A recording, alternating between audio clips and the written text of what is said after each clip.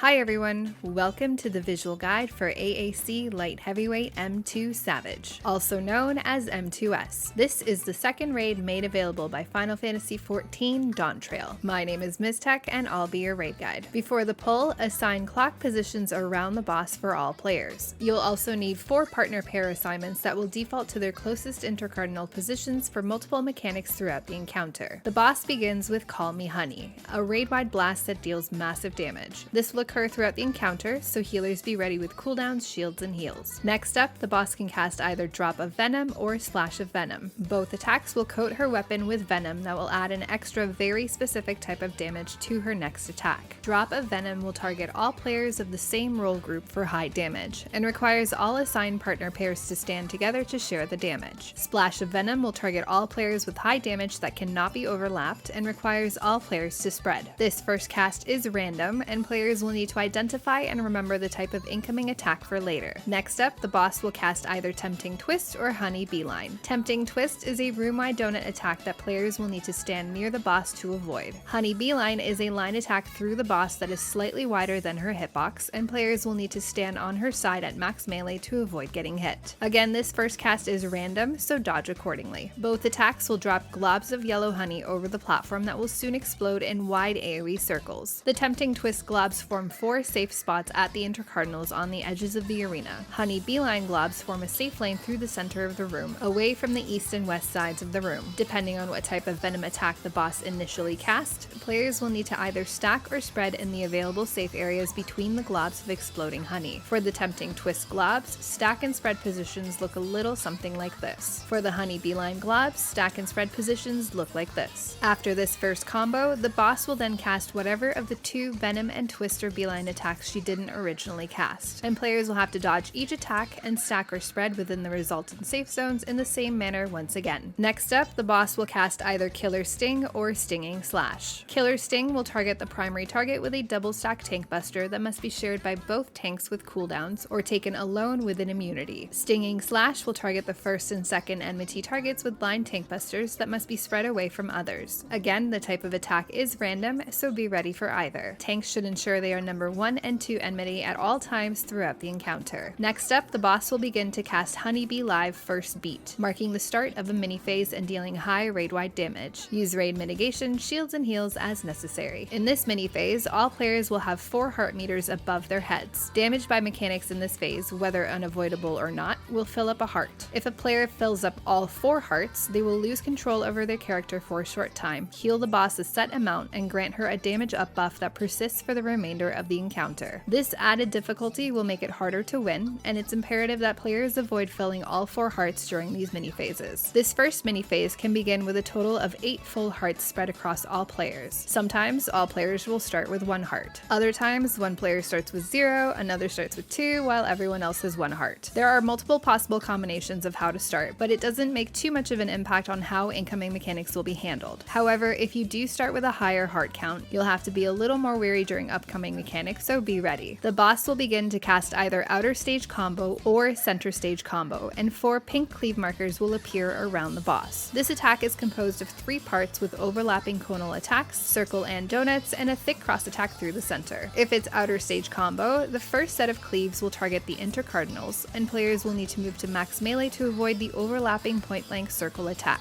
Immediately after, all players will need to rotate towards the intercardinals to avoid the next large cross attack through the cardinals. As soon as that attack goes off, they'll need to move close to the boss's hitbox between the next set of pink cleaves to avoid the overlapping donut attack. If it's Center Stage Combo, the first set of cleaves will target the cardinals, and players will need to move near the boss's hitbox in between these cleaves to avoid the overlapping donut attack. Immediately after, they'll move away from the boss, staying at the intercardinal to avoid the next incoming large cross attack through the cardinals. As soon as that attack goes off, they'll rotate into the cardinal and remain at max melee range to avoid the final set of cleaves and the overlapping point-blank circle attack. This first combo cast is random, and players will need to carefully identify which one to expect before dodging appropriately. The boss will then cast Love Me Tender, and heart towers will appear at random over the platform. Each of these towers must be soaked by a single player, or they will explode, deal high damage, and fill up a heart on all players. The player that soaks a tower will gain a heart, and since this is unavoidable, the raid will need to spread tower soak responsibility among all players based on their heart level. levels. More soak towers than players will spawn in random areas in sequence around the platform. To handle this, we set up a priority system with a few rules. First, players with the lowest number of hearts will always have soak priority. Second, the towers within melee range should be handled by melee players for uptime, while the ranged towers will be prioritized by healers and ranged players. To facilitate this, we have the entire raid spread loosely near their assigned clock positions at both melee and ranged, and have them prioritize any towers near their areas. Lastly, to prepare for the next round of mechanics, we don't want our melee players to go over 2 hearts during these tower soaks unless absolutely necessary. This means healers and ranged players can go up to 3 filled hearts at this point, and will take the bulk of the tower soaks. Following these rules will, for the most part, allow for relatively easy management of the towers, but because there is a random element to the tower spawns, it's important to communicate throughout this mechanic to avoid doubling up or missing towers. Once all towers have been soaked, the boss will cast Love Seeker, a large point-blank circle around her that all players must avoid. This will also spawn a flurry of slow-moving hearts from the center of the boss and the outer edges of the arena. These hearts can get pretty hectic at times, so make sure you dodge calmly and carefully around each one. The boss will again cast Love Me Tender, and the players with the lowest heart gauge will be targeted with this special stack-up marker. Along with dealing massive damage that must be shared, this attack will also fill 4 total hearts, spread amongst the players that share the damage of the attack. This means if 4 players share the damage, each one will gain 1 heart. If only 3 players share, one of those players will have 2 of their hearts filled, and so on. This mechanic is the reason we try to ensure all melee don't fill up past 2 hearts during the towers. Any players with 2 hearts can soak this attack, and it's easier for the melee to accomplish this as they move around the boss. Maintaining uptime and dodging hearts is necessary until the shared damage goes off. Any player with 3 hearts will need to stay well away from this and focus on dodging hearts to avoid filling the full. The hearts will persist for some time here, so make sure to continue dodging until they disappear. The boss will then cast another outer stage or center stage combo, whichever of the 2 she didn't originally cast. Since all players probably have 3 hearts at this time, it's exceptionally important to dodge this combo appropriately to avoid filling hearts. The boss will then begin to cast Honeybee Finale, marking the end of the mini phase. This will deal more massive raid-wide damage, remove the heart gauges, and return the platform back to normal. Use those raid cooldowns, and don't forget to shield and heal as necessary. Next up, another Tank Buster variation. Don't forget your cooldowns. The boss will then cast Alarm Pheromones. An insane amount of Group B ads will appear in sequence on the edge of the arena, each one targeting a random player with a line attack that will traverse the entire arena. These attacks will deal damage, apply debuffs, and knock back players. Getting knocked into the wall will kill you instantly, so beware. While the first 4 or so line attacks can be baited by stacking on the boss or at an edge, the remainder of the attacks will target players as they begin to move, calling for some very hectic and haphazard dodges. While some players insist that the Mario Kart strat works here, it's hard to replicate with consistency, and my best advice is to just simply use your eyeballs and hope for the best in dodging after the first few initial baits. If you need to lose uptime to play it safe, do it. Better than getting pinballed around the platform and into your eventual death. Next up, the boss will cast Honeybee Live Second Beat. Cool down, shield, and heal through the initial damage, and get ready for the next mini phase. This time, 4 players will begin with 1 heart filled, and 4 players will have 0 hearts. The boss will then cast Drop of Love or Splash of Love, indicating whether players will need to stack or spread later. Identify which one to expect and keep it in mind for now. The next Love Me Tender cast will target 2 of the 4 0-heart players with stack-up markers that will each fill 4 hearts total. These players will also be dropping circle AoEs on the ground underneath them. 2 heart soak towers will appear, and 2 of the 1 heart players will be targeted by these circle AoE markers. That's a ton of stuff happening all at once, so let's break it down simply. As soon as the phase begins and players can identify how many hearts they have, the 0 hearts will stack up together behind the boss, while the 1 heart players stack on the boss or opposite them. As soon as the circle AoEs appear underneath the 0 players and they get targeted by the stack up markers, they will begin to rotate around the boss together, stopping at the edge of the previously dropped AoE circle until the next one appears and they move again. The 1 heart players will begin to rotate as well, opposite the 0 heart group.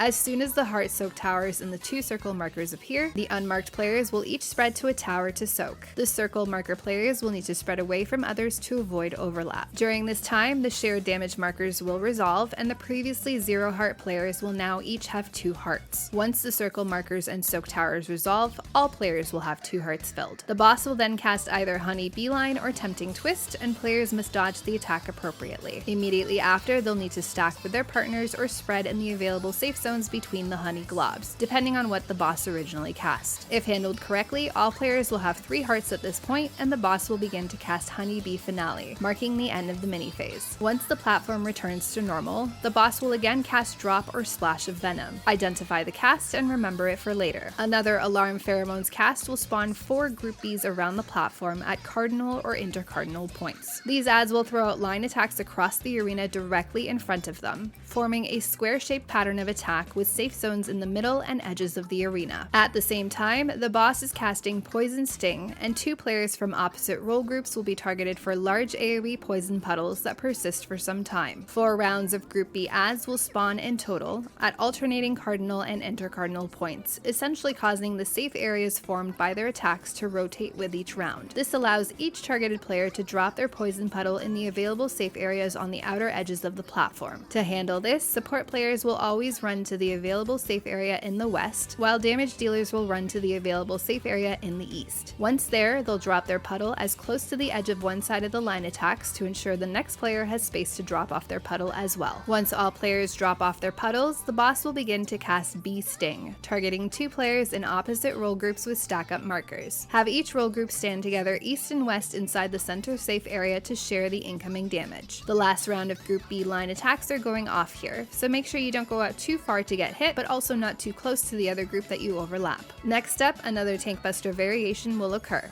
Handle it as necessary. The last of the poison puddles are still up during this time, so watch your step. Finally, the boss will cast another Honeybee line or Tempting Twist, and players will need to dodge accordingly before stacking or spreading in the formed safe areas based on her previous Venom cast. Next, Honeybee Live 3rd beat will begin. Cooldown and heal through that initial blast. This cast will also apply a poison and pop debuff on all players. This debuff can either be long at 45 seconds or short at 25 seconds, and all players of the same role group will share a timer. At the end of this timer, affected players will explode in very wide AoE circles that cannot be overlapped. All players will also begin with 0 hearts filled. The boss will then cast Spread Love or Drop of Love. Spread will obviously require players to spread apart, while Drop requires partner pairs to stack. Identify this cast and remember it for later. Next up, another center stage or outer stage combo, and all players will need to dodge the 3 parts of this attack appropriately. As soon as this combo ends, the short timers will begin to run out, and affected players will need to move back to the outer edges of the arena, spreading far apart to avoid overlap. At the same time, 4 heart soak towers will appear around the boss. The players with the long debuffs will need to wait near the boss while the short timers explode. As soon as they do, the long timer players will need to immediately move into their assigned towers to soak each one. The boss will then cast another center stage or outer stage combo, whichever of the 2 she didn't cast earlier. Players will again need to dodge all 3 parts of this attack before the players with the remaining debuff timers spread to the edges of the arena, while the undebuffed players will prepare to soak towers after the explosions go off. At this point, all players will have 2 hearts filled. The boss will then cast Tempting Twist or Honeybee Line, and players will need to dodge the attack as necessary before stacking or spreading in the safe areas based on the boss's original spread or Drop of Love cast. One final Honeybee Finale cast to heal through and mark the end of the mini phase. There will be one more Tank Buster variation to deal with before the boss casts Rotten Heart. This will deal massive raid-wide damage, and players will need appropriate shields, raid mitigation, and heals to survive. 4 players will be afflicted with Beloved Venom Alpha debuffs, and 4 players will be afflicted with Beloved Venom Beta, with one of 4 possible timers: